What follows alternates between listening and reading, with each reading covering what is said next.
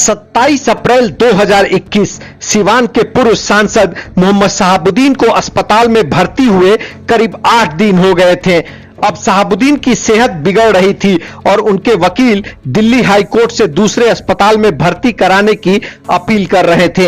हालांकि किसी को यह अंदाजा नहीं था कि अगले कुछ दिनों में शहाबुद्दीन का निधन हो जाएगा, लेकिन खुदा को कुछ और ही मंजूर था और 1 मई के दिन शहाबुद्दीन के दुखद निधन की खबर आई। आज हम आपको शहाबुद्दीन के उन 3 सपनों के बारे में बताएंगे जो अधूरी रह गई। दरअसल दिसंबर 2020 में कोर्ट के आदेश पर शहाबुद्दीन दिल्ली में पत्नी, बच्चों व मां से मिले थे। तब उन्होंने बेटी हेरा साहब के निकाह में शामिल होने के लिए सिवान आने की इच्छा जताई थी, लेकिन उनकी ये इच्छा अधूरी रह गई। हालांकि निधन के कुछ माह बाद ही हेरा साहब की शादी हुई।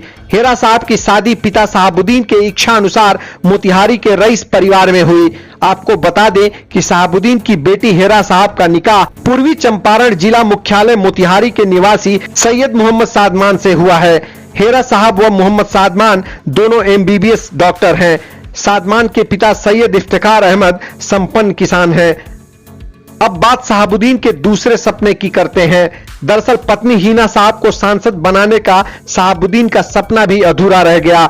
बता दें कि जेल के अंदर रहते हुए भी उन्होंने विधानसभा का चुनाव जीतकर अपने राजनीतिक करियर की शुरुआत की थी। इसके बाद उन्होंने कभी पलटकर पीछे नहीं देखा। एक के बाद एक लगातार चुनाव में जनमत हासिल करते रहे, लेकिन पत्नी को वे लोकसभा के दरवाजे तक नहीं पहुंचा पाए। अब शहाबुद्दीन के आखिरी सपने की बात करते हैं।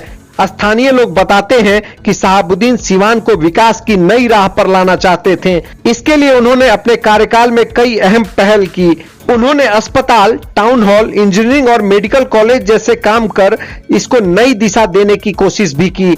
हालांकि शहाबुद्दीन के राजनीतिक रूप से सक्रियता कम होने के बाद यह सपना भी अधूरा रह गया।